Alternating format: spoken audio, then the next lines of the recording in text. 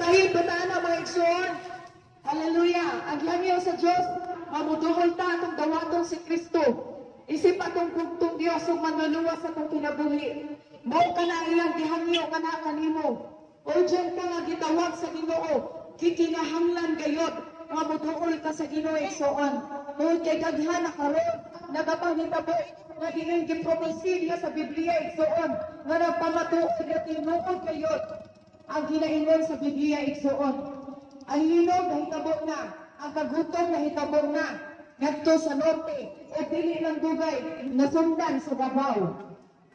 Hallelujah!